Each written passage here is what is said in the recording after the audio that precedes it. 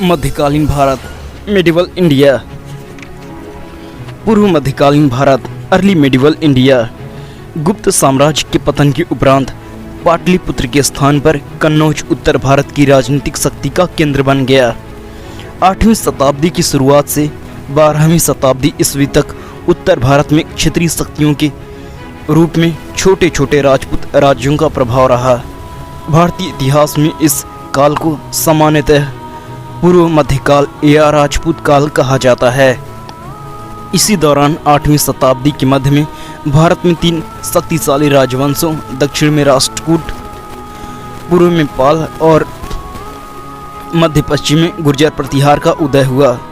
कन्नौज के लिए त्रिपक्षीय संघर्ष, the tripartite struggle for Kannauj. Kannauj पर अधिकार के लिए 8वीं सदी के मध्य से आरंभ हुए राष्ट्रकूट, पाल तथा गुर्जर प्रतिहार राजवंश के मध्य हुए युद्ध को त्रिपक्षीय संघर्ष के नाम से जाना जाता है। त्रिपक्षीय संघर्ष के चरण: प्रतिहार शासक वत्सराज द्वारा कन्नौज पर आक्रमण के साथ ही संघर्ष की शुरुआत हुई।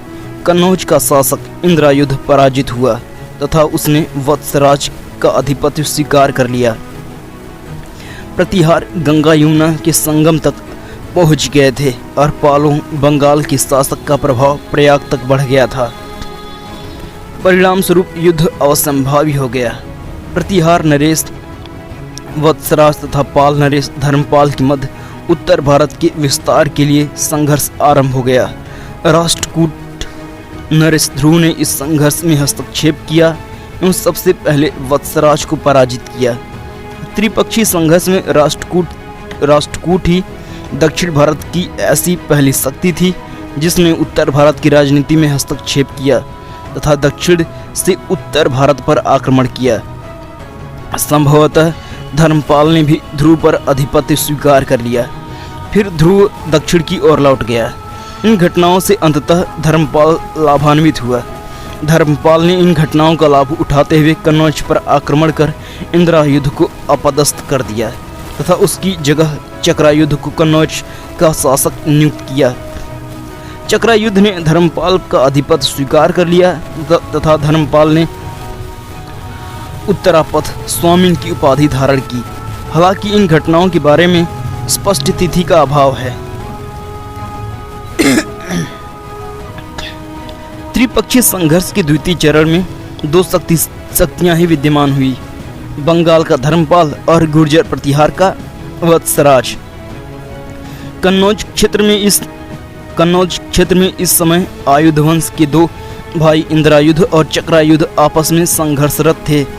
कन्नौज नरेश चक्रायुध को धर्मपाल नरेश के संरक्षण के कारण स्वामित्व प्राप्त हुआ था। त्रिपक्षीय संघर्ष का तृतीय चरण तब प्रारंभ हुआ जब प्रतिहार नरेश नागभट्ट द्वितीय ने 806 से 807 ईस्वी के आसपास कन्नौज पर आक्रमण किया तथा चक्रायुध और धर्मपाल को पराजित कर 810 ईस्वी में कन्नौज को अपनी राजधानी बना ली। धर्मपाल अब राष्ट्रकूट राजा गोविंद तृतीय से मिला तथा गोविंद तृतीय ने कन्नौज पर आक्रमण किया और नागभट्ट द्वितीय को पराजित किया। इसके पश्चात गोविंद तृतीय दक्षिण वापस चला गया। प्रतिहारों और पालों की प्रतिद्वंद्विता पुनः प्रारंभ हो गई, जिसमें पालों का पक्ष मजबूत था। इस समय प्रतिहार वंश के शासन की बागडोर एक अत्यंत पराक्रमी शासक मिहिर भोज प्रथम के हाथों में थी तथा इसी ने प्रतिहार शक्ति का पुनरुत्थान किया। उसने 836 ईस्वी में कन्नौज पर आक्रमण किया किंतु देवपाल द्वारा पराजित हो गया। 850 ईस्वी में देवपाल की मृत्यु के बाद पाल शक्ति का पतन होने लगा।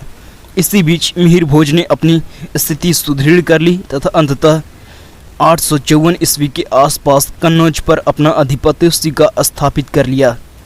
इस समय राष्ट्रकूट शासक अमोघवर्ष ने हस्तक्षेप नहीं किया क्योंकि चालुक्य शासक से उसका संघर्ष चल रहा था। कन्नौज पर अप्रतिहार शासन करने लगे। कन्नौज पर राष्ट्रकूटों ने 2 बार और आक्रमण किए पहला इंद्र तृतीय द्वारा 915 ईस्वी में तथा दूसरा तृतीय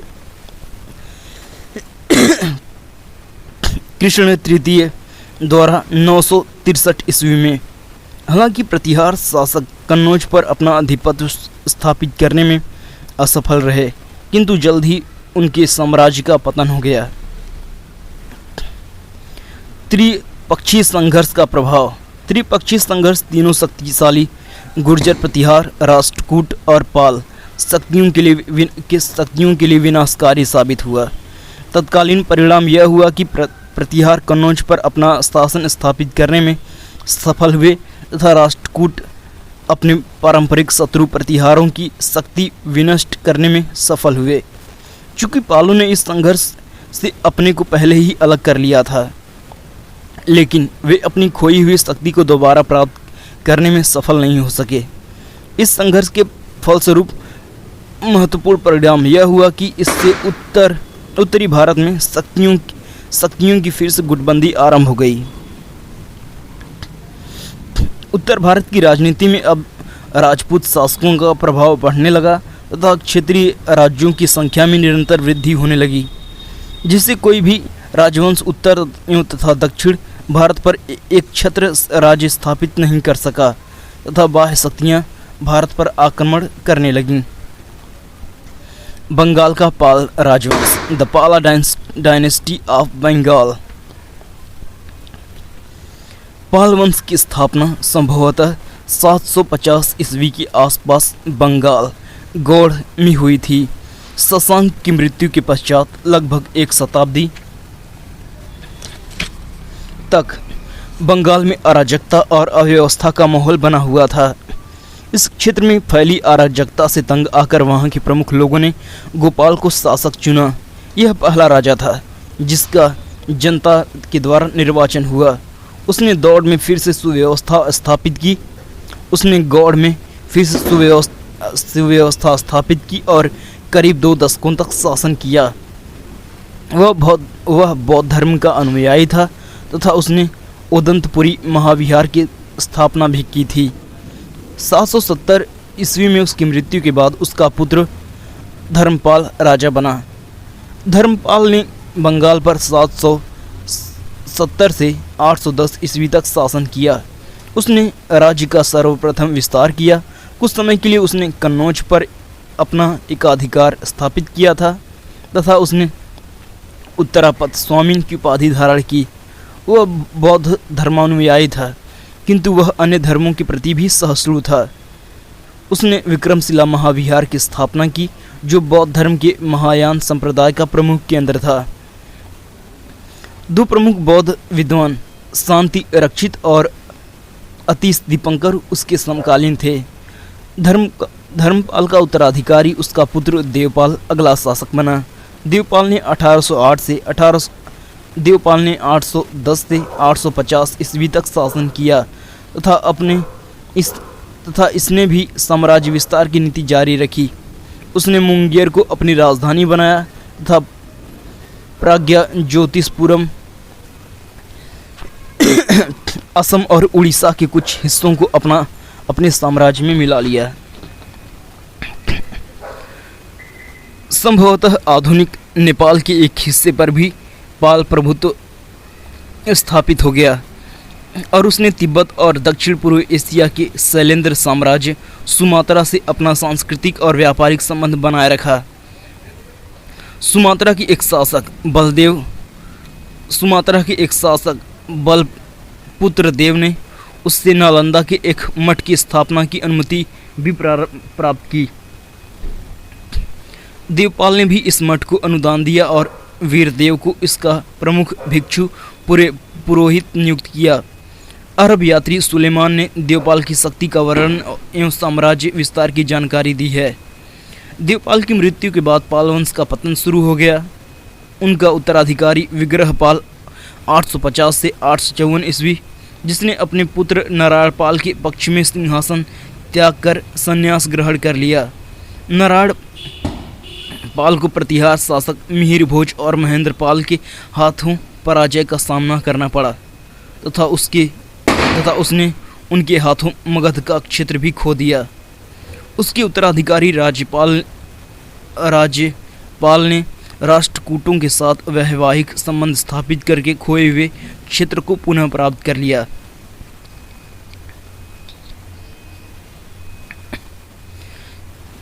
पाल वंश का पुनरुद्धार महिपाल के द्वारा हुआ, किंतु चोल शासक राजेंद्र प्रथम के आक्रमण 1122 से 1123 से राज्य को आर्थिक सामाजिक क्षति उठानी पड़ी।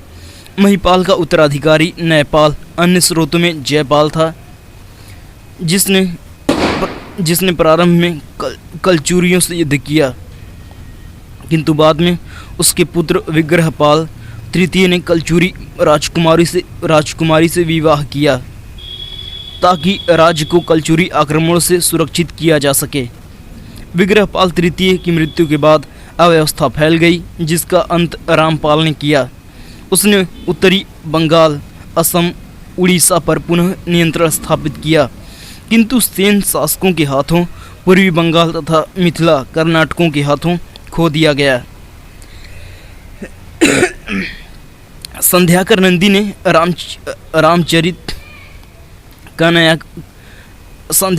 के रामचरित का नायक वही है।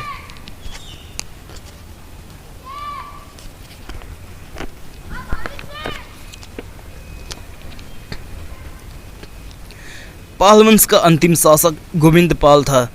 यह संभवतः बख्तियार खिलजी के आक्रमण के समय बंगाल में शासन कर रहा था। हालांकि यह नाम मात्र का शासक था और 12वीं शताब्दी के अंत में बंगाल का राज्यपाल सेन वंश के अधिकार में चला गया। पालकालीन संस्कृति मूर्तिकला।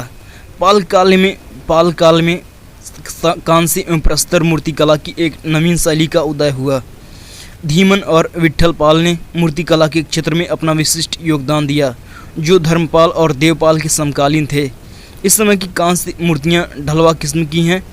इसके साक्ष्य नालंदा और कुकरीहार गया के निकट से मिले हैं। ये मूर्तियाँ मुख्य रूप से बुद्ध, बोधिसत्व और मंजूश्री, मैत्रेय और तारा की हैं।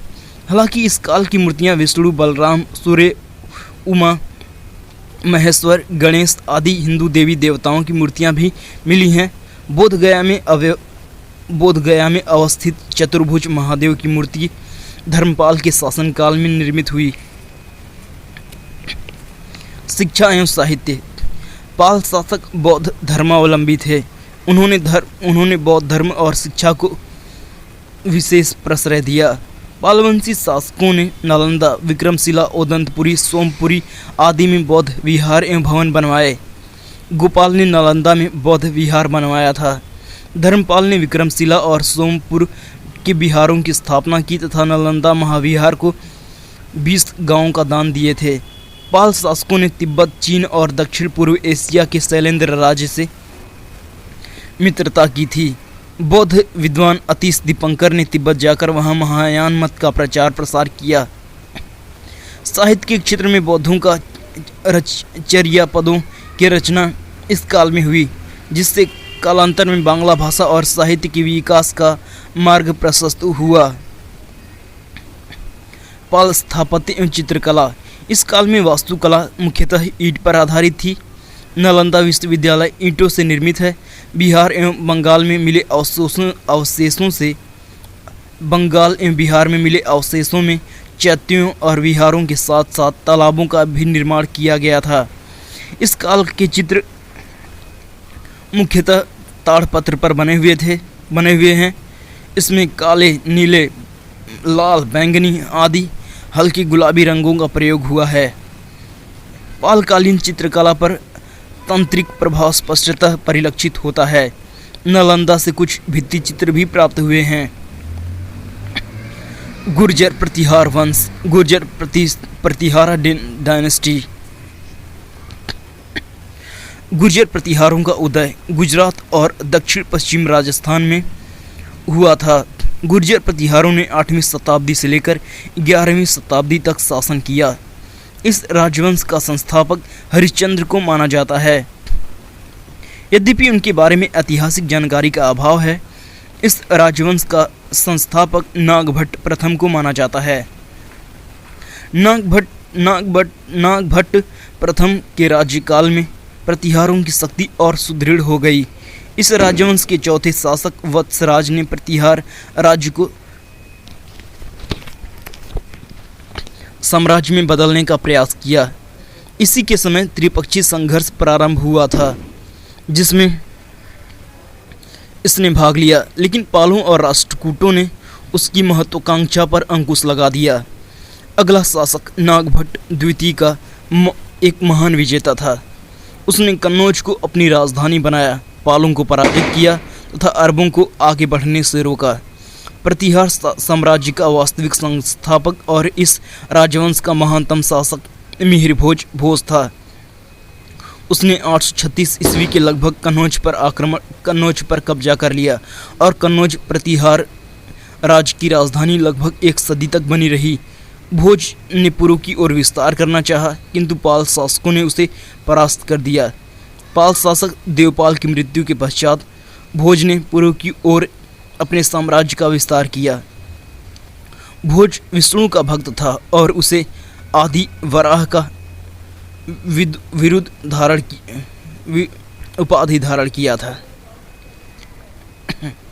उसके कुछ सिक्कों पर आदि वराह शब्द अंकित है।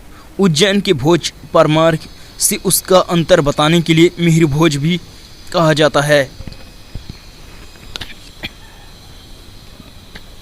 भोज की मृत्यु के उपरांत 885 ईस्वी के भोज की मृत्यु संभवतः 885 ईस्वी के आसपास हुई। उसके बाद उसका बेटा प्रथम महेंद्रपाल प्रथम राजा बना। उसने मगध और उत्तरी बंगाल को जीता और पूर्व साम्राज्य विस्तार को सुरक्षित रखा।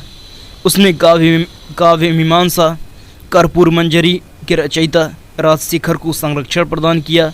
बगदाद के यात्री अल मसूदी ने 915 से 916 ईस्वी में गुजरात की यात्रा की थी। 915 ईस्वी से 918 ईस्वी के मध्य राष्ट्रकूट शासक इंद्र तृतीय ने कन्नौज पर आक्रमण कर नगर को तहस नहस कर दिया। इससे गुर्जर प्रतिहार वंश कमजोर हो गया। संभवतः गुजरात राष्ट्रकूटों के अधिकार में चला गया। 963 ईस्वी में कृष्ण तृतीय राष्ट्रकूट राजा ने उत्तर भारत पर आक्रमण करके प्रतिहार शासकों को परास्त कर दिया। इसके पश्चात प्रतिहार साम्राज्य का पतन हो गया। इसके बाद भी कुछ वर्षों तक प्रतिहारों ने कन्नौज पर आधिपत्य बनाए रखा। 118 ईस्वी में महमूद गजनवी ने कन्नौज पर आक्रमण किया तथा राज्यपाल को पराजित किया। उसने पुनः 1019 में त्रिलोचन पाल को हराया। इस वंश का अंतिम शासक यशपाल 1036 था। प्रतिहार शासक ज्ञान विज्ञान और साहित्य के उदार संरक्षक थे। संस्कृति का महान कवि और नाटककार राजशेखर भोज के पौत्र महिपाल के दरबार में रहता था। प्रतिहार शासकों ने कई भव्य भवन और मंदिर बनवाए तथा इस काल में भी भारत और पश्चिम एशिया के बीच विद्वानों का आदान प्रदान और वाणिज्य व्यापार चलता रहा। राष्ट्रकूट राजवंश राष्ट्रकूटा डायनेस्टी। इस राज्य की स्थापना दंतिदुर्ग 735 से 755 ने की थी, जिसने आधुनिक सोलापुर के निकट मान्यखेत या मालखेड़ को अपनी राजधानी बनाया। राष्ट्रकूट शासकों ने जल्द ही उत्तर महाराष्ट्र के पूरे प्रदेश पर अपना वर्चस्व स्थापित किया।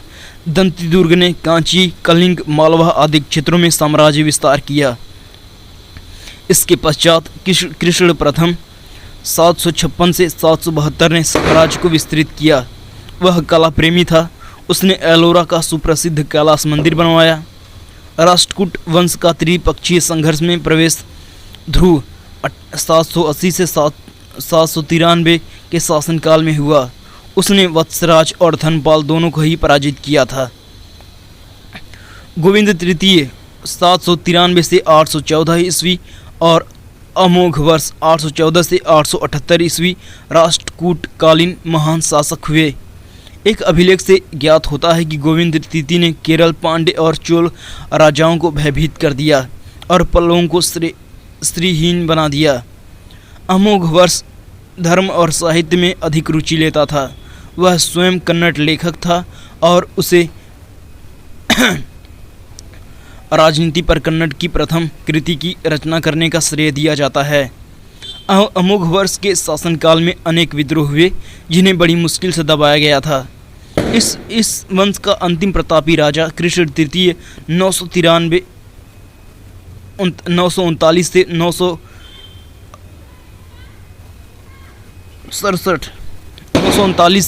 937 ईस्वी हुआ। उसे मालवा, परमार और वेंगी के शासकों चालुक्य पूर्वी से युद्ध करना पड़ा। इसने तंजौर के चोल शासक के विरुद्ध भी सैनिक अभियान किया। चोलों ने कांची के पल्लवों का राज्य छीन लिया था, लेकिन कृष्ण तृतीय ने चोल राजा परांतक प्रथम को पराजित करके 1949 ईस्वी में चोल साम्राज्य के उत्तरी भाग पर अधिकार कर लिया।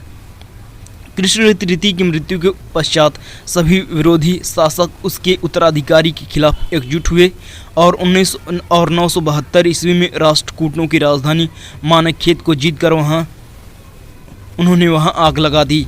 इससे राष्ट्रकूट साम्राज्य का अंत हो गया। दक्षिण भारत में राष्ट्रकूट शासन 10वीं सदी के अंत तक लगभग 200 वर्ष तक चलता रहा। राष्ट्रकूट शासक धार्मिक और सहिष्णु थे। उन्होंने न केवल शैव और वैष्णव धर्म को प्रश्रय दिया, बल्कि जैन धर्म को भी बढ़ावा दिया।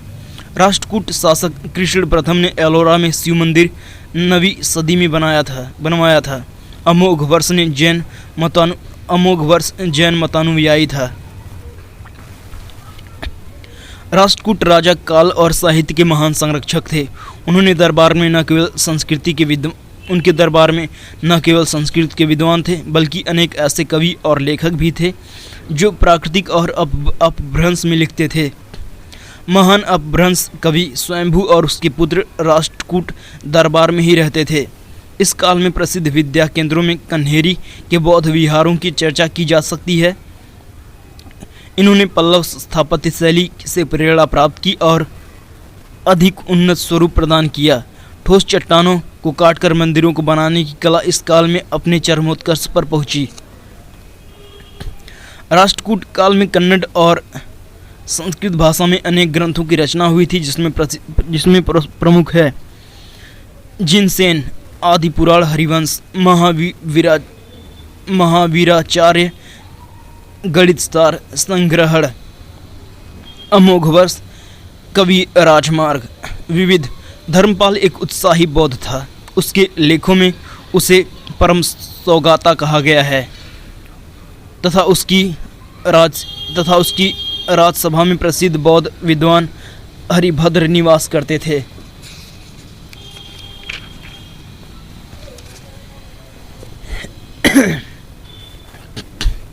देवपाल के उत्तराधिकारी विग्रहपाल 850 से 854 ने अपने पुत्र नारायणपाल के पक्ष में सिंहासन छोड़कर संन्यास ग्रहण किया।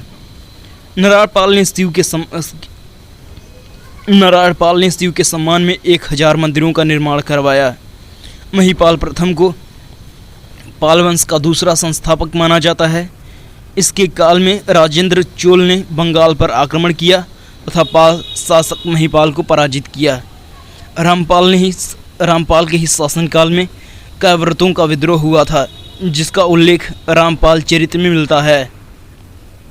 नई शताब्दी के मध्य में यात्री सुलेमान ने पाल साम्राज्यों को उरुहमा कहा था। राष्ट्रकूट बादामी के चालुक्यों के सामंत थे। दंती दुर्ग ने उज्जैनी में हिरण्यगर्भ महादान यज्ञ किया, जिसमें प्रतिहार राजा ने द्वारपाल का काम किया था। राष्ट्रकूट शासक कृष्ण प्रथम 756 ईस्वी में शासक बना, जिसने बादामी के चालुक्यों के अस्तित्व को पूर्ण रूप से नष्ट कर दिया। राष्ट्रकूट शासक कृष्ण प्रथम ने एलोरा के प्रसिद्ध कैलाश मंदिर गुफा मंदिर का निर्माण करवाया। राष्ट्रकूट शासक गोविंद तृतीय ने पल्लव, पांड्य, केरल और गंग राजाओं द्वारा बनाए गए संघ को ध्वस्त कर दिया। अमोघ वर्ष ने कवि राजमार्ग नामक कन्नड़ भाषा में एक काव्य ग्रंथ की रचना की और मानेखेत नामक एक नया नगर बसाया। इसी को अपने राज्य की राजधानी बनाया। कृष्ण तृतीय ने रामेश्वर में कृष्णेश्वर और गंडमार्तादित्य नामक मंदिर बनवाए। उसकी राजसभा में कन्नड़ भाषा के कवि पुन्न निवास करता था, जिसने शांति पुराण की रचना की थी। 974 से 975 ईस्वी में चालुक्य राजा तैलपुत्र द्वितीय ने राष्ट्रकूट वंश के अंतिम शासक कर्क द्वितीय को परास्त कर राष्ट्रकूट राज्य का अधिकार कर लिया।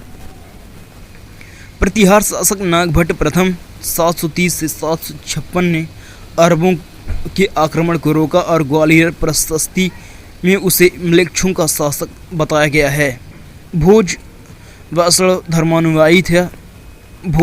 धर्मानुयायी था। उसने आदि वराह और भास शैली जैसी उपाधियां धारण की, जो उसके द्वारा चलाए गए चांदी के द्रम सिक्कों पर भी अंकित है। गुर्जर प्रतिहार शासक महेंद्रपाल प्रथम को परम भट्टारक, महाराजाधिराज, परमेश्वर जैसी उपाधियां धारण की थीं। इसकी राजसभा में प्रसिद्ध विद्वान राजशेखर रहते थे, जो इसके राजगुरु थे। राजशेखर ने कर्पूर मंजरी, काव्य मीमांसा, विद्ध सालभंजिका, बाल भारत, बाल रामायण, भुवन कोश और हर विलास जैसे प्रसिद्ध जैन ग्रंथों की रचना की। राजशेखर ने महिपाल को आर्यवर्त का महाराजाधिराज कहा। प्रतिहार वंश का अंतिम शासक यशपाल 1136 ईस्वी।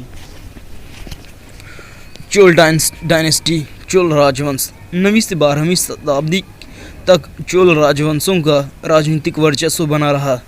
इन्होंने न सिर्फ एक विशाल साम्राज्य का निर्माण किया, बल्कि शक्तिशाली नौसेना भी गठित की, जिससे बाह्य देशों श्रीलंका आदि पर भी अपना नियंत्रण स्थापित किया, तथा साथ ही उन्होंने हिंद महासागर क्षेत्र में भारत की समुद्री व्यापार का मार्ग प्रशस्त किया। चोल साम्राज्य को मध्यकालीन दक्षिण भारतीय इतिहास की चरम परिणति कहा जा सकता है।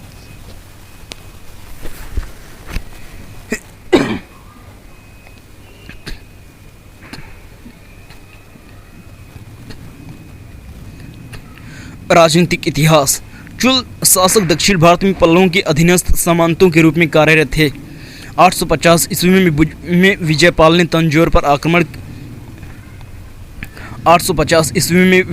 तंजौर पर कब्जा कर लिया। इसी ने चोल राजवंश की स्थापना की थी। उसने नरकसेरी की उपाधि धारण की तथा पल्लव और पांड्य शासकों के बीच संघर्ष का लाभ उठाकर अपनी स्थिति मजबूत की। विजयालय के उत्तराधिकारी और उसके पुत्र आदित्य प्रथम 871 से 907 ईस्वी ने पल्लव शासक अपराजित को 890 ईस्वी में युद्ध में हराकर मार डाला। इसके उत्तराधिकारी परांतक प्रथम 907 से 953 ईस्वी ने साम्राज्य को और अधिक विस्तृत किया। 915 ईस्वी में परांतक ने बेल्लूर के युद्ध में पांड्य और श्रीलंका की संयुक्त सेना को पराजित कर मदुरा पर अधिकार कर मदुरै कोंड उपाधि धारण की। इस समय राष्ट्रकूट शासक भी शक्तिशाली थे। राष्ट्रकूट शासक कृष्ण तृतीय ने 949 ईस्वी में तक्कोलम के युद्ध में चोल सेना को पराजित किया और 953 ईस्वी में परांतक प्रथम की मृत्यु हो गई। राष्ट्रकूट शासक कृष्ण तृतीय की मृत्यु 965 ईस्वी के उपरांत राष्ट्रकूट साम्राज्य का विघटन होना शुरू हो गया। चोल शक्ति का पुनः जीर्णोद्धार 985 ईस्वी में राजराज प्रथम 985 से 1014 ईस्वी के अधीन प्रारंभ हुआ। उसने अनेक विजयों के पश्चात एक विशाल साम्राज्य का निर्माण किया। 994 ईस्वी से 1002 ईस्वी के मध्य उसने सैनिक अभियान किए तथा उसने चेर, पांड्य, चालुक्य, पूर्वी एवं पश्चिमी दोनों तथा कलिंग के गंग शासकों को पराजित किया। 1004 से 1012 ईस्वी के मध्य नौसैनिक अभियान के क्रम में उसने अनुराधापुर, श्रीलंका के उत्तरी क्षेत्र पर नियंत्रण स्थापित कर लिया और उसका नाम मुमड्डी चोल मंडलम रखा। उसने मालदीव पर भी विजय प्राप्त की। इस सभी विजयों की जानकारी तंजौर और तिरुवल्लंगाडु अभिलेखों से प्राप्त हुई है। राजराज प्रथम का उत्तराधिकारी पुत्र राजेंद्र प्रथम 1014 से 1044 ईस्वी था। राजराज प्रथम की विस्तारवादी नीति को आगे बढ़ाते हुए राजेंद्र प्रथम ने पांड्य और चेर राजवंश का पूर्णतः उन्मूलन करके अपने साम्राज्य में मिला लिया। उसने 1017 से ईस्वी में अनुराधापुर के दक्षिणी क्षेत्र को जीतकर इस भाग को पूर्णतः अपने साम्राज्य में मिला लिया। इस प्रकार संपूर्ण सिंघल की विजय का कार्य राजेंद्र प्रथम द्वारा किया गया। इन सैनिक कार्यवाहियों का उद्देश्य अंशतः यह था कि दक्षिण पूर्व एशियाई देशों के साथ होने वाले व्यापार पर नियंत्रण स्थापित किया जा सके। कोरोमंडल तट और मालाबार दक्षिण पूर्व एशियाई देशों के साथ भारत के व्यापार के प्रमुख केंद्र थे। 1022 से 1023 ईस्वी के बीच उसने बंगाल पर सफल सैनिक अभियान किया और महिपाल को पराजित किया। इसी अवसर पर उसने गंगैकोंडचोलपुरम की उपाधि धारण की तथा तंजौर के निकट गंगैकोंडचोलपुरम को राजधानी बनाया। राजेंद्र प्रथम की सर्वाधिक महत्वपूर्ण विजय 1025 में श्री विजय की थी। उसने श्री विजय के शासक संग्राम विजयंतुंग वर्मन को पराजित कर अपनी प्रभुसत्ता उस पर स्थापित की थी। चोल काल का अगला शासक राजाधिराज 1044 से 1052 अनेक विद्रोहों और उपद्रवों से परेशान था। उसने अनुराधापुर श्रीलंका में हुए विद्रोह का दमन किया। कोप्पम के युद्ध में उसने चालुक्य शासक सोमेश्वर को हराकर उसकी शक्ति को कमजोर किया, किंतु इसी युद्ध में उसकी मृत्यु हो गई। इसके पहले उसने अपनी सैनिक सफलताओं के उपलक्ष्य में अश्वमेघ यज्ञ किया और जयगोंडचोल की उपाधि धारण की। राजाधिराज का अगला उत्तराधिकारी उसका भाई राजेंद्र द्वितीय 1052 से 1053 ईस्वी ने रणभूमि में ही अपना राज्याभिषेक कराया और युद्ध में सफलता प्राप्त की। इसके पश्चात वीर राजेंद्र 1063 से 1070 शासक बना। उसने विक्रमादित्य के साथ अपनी पुत्री का विवाह किया और दोनों में मैत्रीपूर्ण संबंध बन गए। वीर राजेंद्र का उत्तराधिकारी अधीर राजेंद्र को जनता ने उसके राज्यारोहण के पश्चात तुरंत राजगद्दी से हटा दिया। लगभग 1070 ईस्वी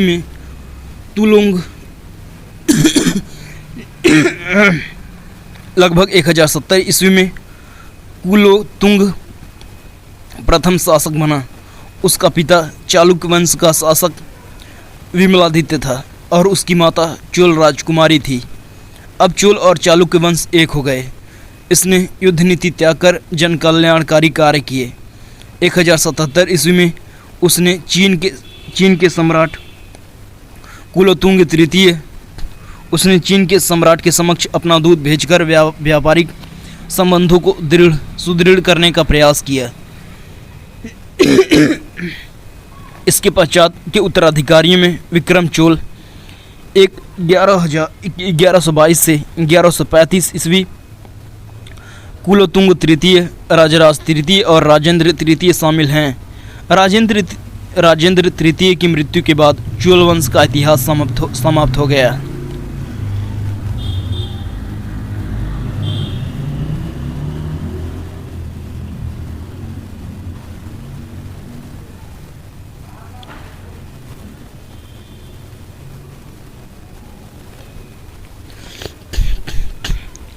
चोल साम्राज्य के पतन का प्रमुख कारण लगातार युद्ध और संघर्ष था, जिसने राज्य में आर्थिक और सैनिक संसाधनों का ह्रास किया।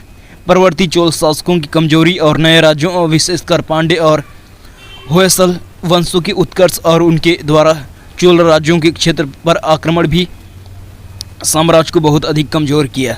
चोल प्रशासन चोलकालीन अभिलेखों से ज्ञात होता है कि उनका शासन सुसंगठित था। चोलकालीन शासन का एक केंद्रीय प्रशासन था जिसका निम्न रूप में विभाजन किया गया: राष्ट्र, उसके बाद मंडलम, प्रांत, वलनाडु, नाडु, कुर्रम, ग्राम समूह, उसके बाद गांव। केंद्रीय प्रशासन का प्रमुख राजा होता था तथा साथ ही शासन का सर्वोच्च अधिकारी भी था। उसका पद वंशानुगत था और ज्येष्ठ पुत्र को ही राजा का उत्तराधिकारी माना जाता था। राजा चक्रवर्तीगल, त्रिकाल, सम्राट जैसी उच्च सम्मानपरक उपाधि धारण करते थे। मंदिरों में सम्राट की प्रतिमा स्थापित की जाती थी और मृत्यु के बाद दैव के रूप में पूजा की जाती थी। जैसे तंजौर के मंदिर में सुंदर चोल, परांतक द्वितीय और तथा राजेंद्र चोल की प्रतिमाएं स्थापित की गई थीं। राजा की सहायता के लिए दरबारी अधिकारियों की सभा थी जो उदन कुट्टन कहलाती थी। अरासलम विभाग आज के आधुनिक डाक विभाग की तरह कार्य करता था। केंद्रीय अधिकारी 2 श्रेणियों में विभाजित थे। पहली श्रेणी उच्च स्तरीय अधिकारी पेरुंदनम और दूसरी श्रेणी को निम्न स्तरीय अधिकारी सिरुदनम कहलाते थे। अधिकारियों को पारिश्रमिक के रूप में भू अनुदान दिया जाता था जिसे जीवित कहा जाता था। विदलिप नामक अधिकारी विभिन्न क्षेत्रों की यात्रा करके स्थानीय प्रशासन पर निगरानी करते थे। चोल साम्राज्य मंडलों और प्रांतों में विभाजित था जिसकी संख्या लगभग 6 से 7 थी। मंडलम वलनाडु और नाडु में बटे होते थे। कभी कभी राज्य परिवार के सदस्य प्रांतीय शासक नियुक्त किए जाते थे। अधिकारियों का वेतन भू अनुदान द्वारा दिया जाता था। वलनाडु प्रशासनिक इकाई थी। वलनाडु लगान वसूली के संबंध में थी। नाडु का प्रशासन नाडु वगाय नामक अधिकारी देखते थे। राजस्व प्रशासन चोल राज्य की आय का प्रमुख साधन भूमि कर था। भूमि कर राज्य सभाएं एकत्र करके सरकारी कोष में जमा करती थीं। इसके लिए चोल शासकों ने समस्त भूमि माप करवाई और उसका उत्पादन के आधार पर कर का निर्धारण किया, जिससे राजराज प्रथम और कुलोत्तुंग प्रथम के समय में क्रमशः 1 और 2 बार भूमि की मापन कराई गई और कर 1/2 से 1/4 भाग तक होता था। इसे करमाप या कडिमय भू राजस्व कहते थे। चोल काल में भूमि की 12 से भी अधिक किस्मों का उल्लेख मिलता है। प्रत्येक ग्राम और नगर में रहने के स्थान, मंदिर, तालाब, कारीगरों के आवास, शमशान आदि सभी प्रकार के करों से मुक्त थे। पिंडारी, ग्राम देवी, बकरों की बलि का स्थान कर मुक्त था। कुंभकार, सोड़कार, लोहकार, रजक, बढ़ई आदि के निवास स्थानों को भी कर मुक्त रखा गया था। राजस्व विभाग की पंजिका को वरितोगढ़ कडक कहा जाता था, जिसमें सभी प्रकार की कृषि के विवरण दर्ज किए जाते थे। कृषकों को यह सुविधा थी कि वे भूमि कर नगद या अनाज के रूप में चुका सकते थे। चोलों के स्वर्ण सिक्के कलंजू या पोन कहे जाते थे। अकाल आदि दैवी आपदाओं के समय भूमि कर माफ कर दिया जाता था। दक्षिण भारत में तालाब ही सिंचाई के प्रमुख साधन थे, जिनके रखरखाव की जिम्मेदारी ग्राम सभाओं की होती थी। तालाबों की मरम्मत के लिए एरी आरम नामक एक कर भी वसूल किया जाता था। लोगों ने कर न देने पर दंड की व्यवस्था थी लोगों को, जैसे पानी में डुबो देने और धूप में खड़ा करके कर देने का भी उल्लेख मिलता है।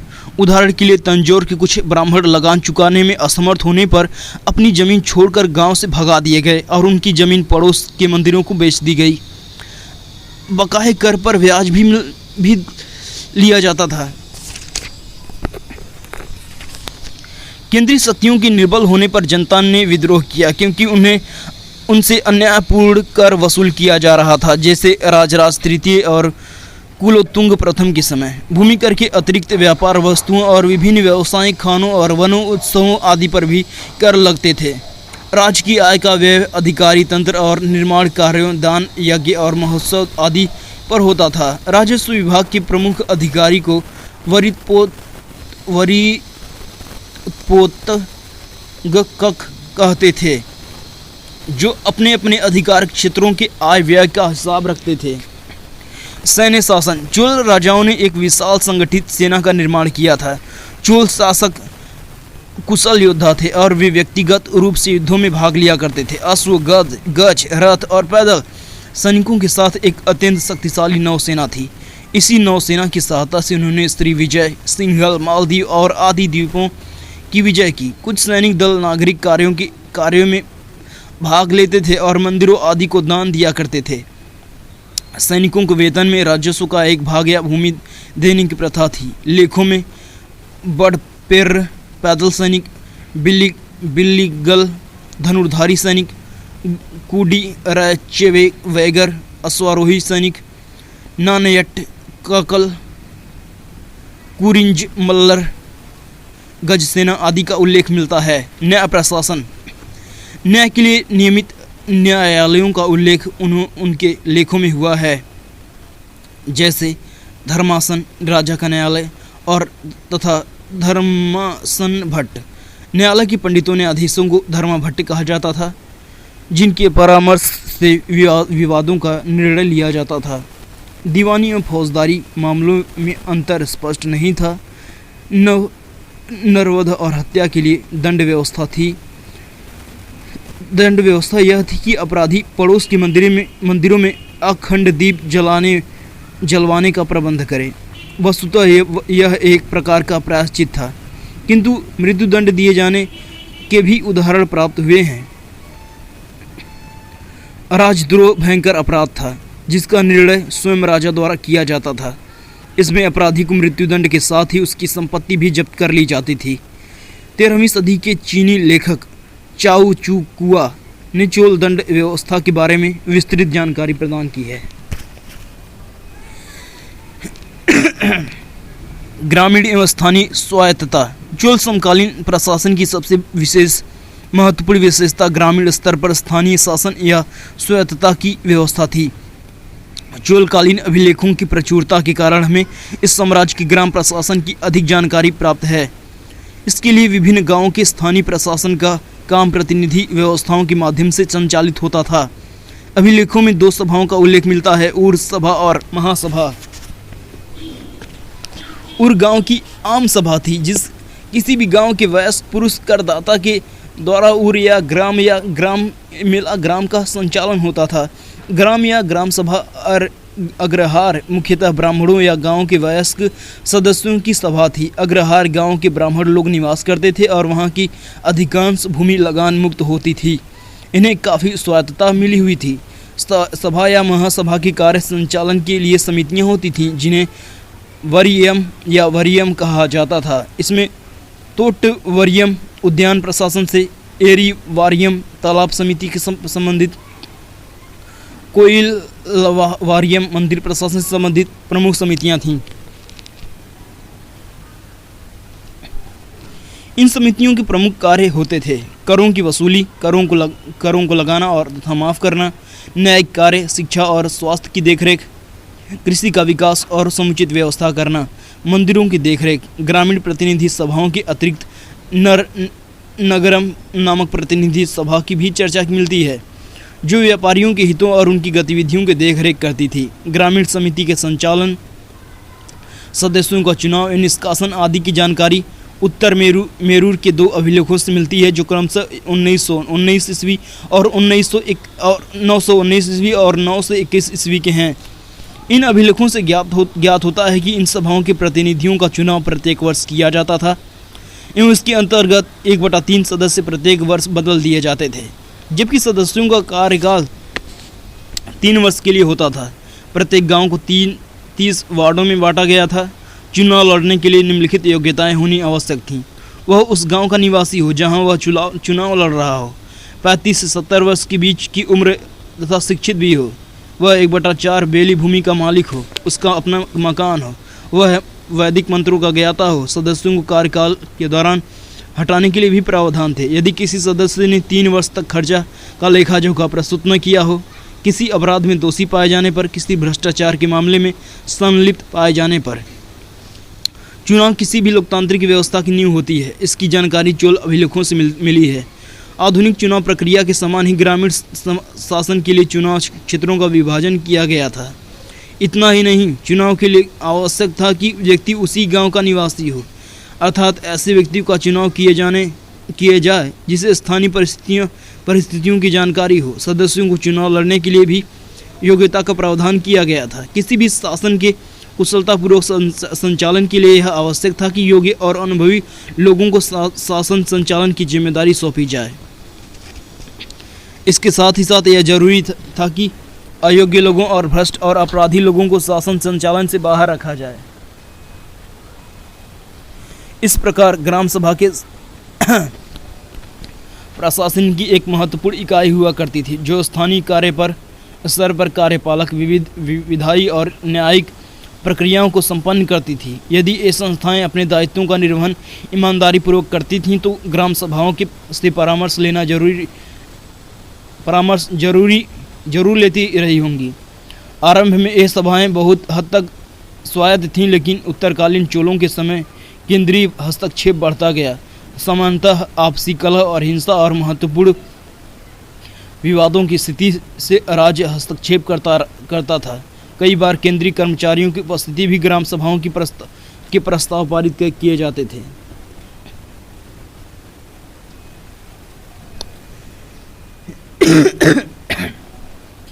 महत्वपूर्ण राज्यों के संस्थापक और उनकी राजधानियां। चोल राजधानी तंजौर, संस्थापक विजयालय, कलचुरी वंश राजधानी त्रिपुरी, कोल्लक, प्रतिहार, उज्जैन या कन्नौज, नागभट्ट प्रथम, राष्ट्रकूट, मानेखेत, दंतीदुर्ग, परमार, उज्जैन, धारा, उपेंद्र या कृष्णराज, गहड़वाल, कन्नौज, चंद्रदेव, कल्याणी के चालुक्य, मानेखेत, विजयादित्य, सेन राजवंश, काशीपुर, लखनौती, सामंत सेन, पल्लव, कांचीपुरम, सिंह विष्णु, उत्पल वंश, कश्मीर, अंतिवर्मन, मालवा की परमार, उज्जैन, सियक या श्रीहर्ष, चालुक्य, वेंगी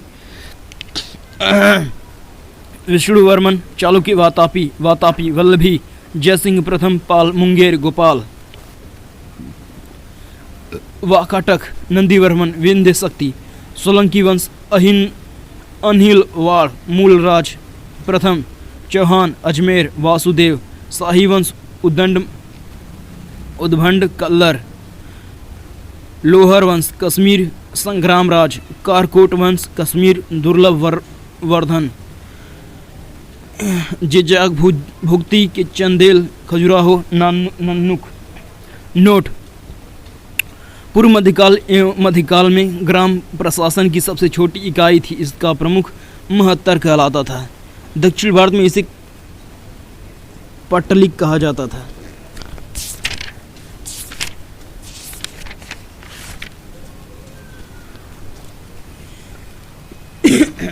भारतीय सामंतवाद, इंडियन फ्यूडलिज्म। सामंत प्रथा से तात्पर्य ऐसी व्यवस्था से है जिसमें कुछ चुने हुए लोग बिना किसी श्रम के भूमि से जीविकोपार्जन करते थे। इन्हीं लोगों का समूह सामंत वर्ग के नाम से जाना जाता था। सामंती प्रथा का विकास गुप्तोत्तर काल, विशेष रूप से 800 से ईस्वी से 1200 ईस्वी के बीच हुआ। इस काल में यह वर्ग शक्तिशाली हो गया। वस्तुतः इनकी उत्पत्ति सातवाहनों और उसके बाद भूमिदान की प्रथा आरंभ होने के साथ ही हो चुकी थी। ब्राह्मणों के जीविकोपार्जन के लिए उन्हें करमुक्त भूमि दी जाने लगी थी, लेकिन ब्राह्मणों को भूमि से मात्र कर वसूलने का ही अधिकार था, प्रशासन करने का नहीं। सही मायने में भारत में इस समय राजस्व वसूलने के साथ साथ संबंधित क्षेत्र की शासन व्यवस्था संभालने का उत्तरदायित्व भी सामंत को दे दिया गया। सामंती व्यवस्था की नींव हर्ष के समय शासनकाल में पड़ी। इसके बावजूद भारत में यूरोप की तरह पूर्ण विकसित सामंती व्यवस्था की स्थिति कभी भी उत्पन्न नहीं हो सकी। भारतीय सामंतवाद में आर्थिक अनुबंध पर उतना बल नहीं दिया गया जितना कि यूरोपीय सामंतवाद के कुछ रूपों में दिया गया था। 7वीं शताब्दी अर्थात हर्षकाल से सरकारी अधिकारियों को नगद वेतन के स्थान पर दिए जाने वाले भूमि अनुदान को सामंती प्रक्रिया को बल प्रदान किया गया। ऐसे भूमि प्राप्त करने वाला पदाधिकारी सामंत कहा गया। दूसरे प्रकार के सामंतों में पराजित राजा और उसके समर्थक तथा स्थानीय सरदार भी थे, जो सीमित क्षेत्रों के राजस्व राजस्व प्राप्त करते थे। सामंतों के साथ दो बातें जुड़ी थीं। एक तो राजस्व के समस्त साधन उन्हें हस्तांतरित कर दिए गए थे तथा दूसरा उन्हें उस भूमिखंड की आंतरिक सुरक्षा और प्रशासन उत्तरदायित्वों का निर्वहन करना था। बड़े सामंत, महासामंत और महामंडलेश्वर आदि तथा छोटे सामंत राजा, सामंत या अरानका, ठाकुर एवं भोक्ता इत्यादि उपाधि धारण करते थे। कालांतर में इस प्रथा का कुप्रभाव यह पड़ा कि राज सामंतों का कालांतर में इस प्रथा का कुप्रभाव यह पड़ा कि सामंतों पर अधिक निर्भर रहने लगे, क्योंकि सामंत जनता से केवल कर ही नहीं वसूल करते थे बल्कि स्थायी सेना भी रखते थे। राजा आवश्यकता पड़ने पर इनसे सैनिक सहायता लिया करता था, जिससे केंद्रीय शक्ति क्षीण होते हुए सामंतों पर निर्भर होती गई। इसके साथ ही सामंत और उसके अधिपति के बीच स्वामी दास जैसा संबंध स्थापित हुआ। सामंतवाद का यह भारतीय राजनीति, समाज और अर्थव्यवस्था पर भी प्रभाव पड़ा। राजनीतिक क्षेत्र में सत्ता का विकेंद्रीकरण हुआ। एक राजा के अधीन अनेक सामंतों का प्रादुर्भाव हुआ और ये सामंत अनेक राजनीतिक इकाइयों के रूप में स्थापित हुए। सामंतों के बढ़ते प्रभाव के कारण केंद्रीय सत्ता अत्यंत निर्बल हो गई। सम्राट पूर्णतः सामंतों की सेना पर ही आश्रित हो रहने लगे। सामाजिक क्षेत्रों में किसानों का शोषण और सामाजिक संघर्ष देखने को मिला। आर्थिक क्षेत्र में आत्मनिर्भर स्थानीय उत्पादन इकाइयां क्रियाशील हुई, किंतु व्यापार वाणिज्य का ह्रास हुआ, जो एक बंद अर्थव्यवस्था के रूप में सामने आया।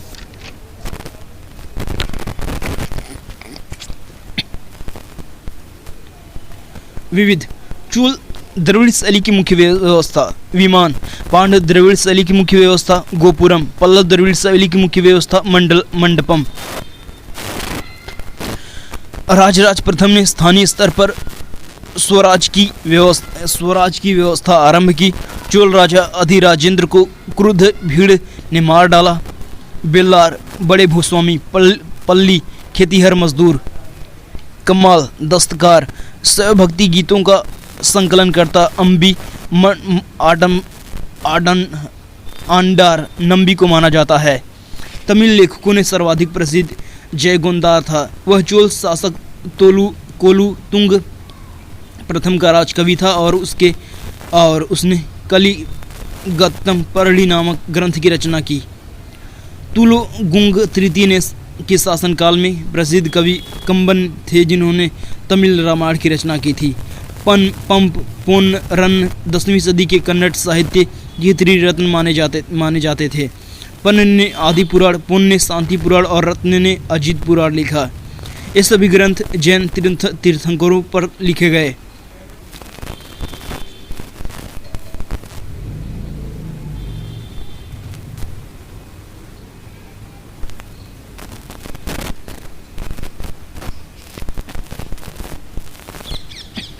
चोल शासकों ने मंदिरों की दीवारों पर अभिलेख उत्तीर्ण करने का चलन आरंभ किया, जिसमें उनकी विजयों के ऐतिहासिक वर्णन किए जाते थे। यही कारण है कि हमें चोलों के विजय के विषय में उनके पूर्ववर्ती राजवंश की अपेक्षा अधिक जानकारी मिलती है। अब आगे पढ़ेंगे भारत पर अरबों का आक्रमण, अरब इन्वेजन ऑन इंडिया।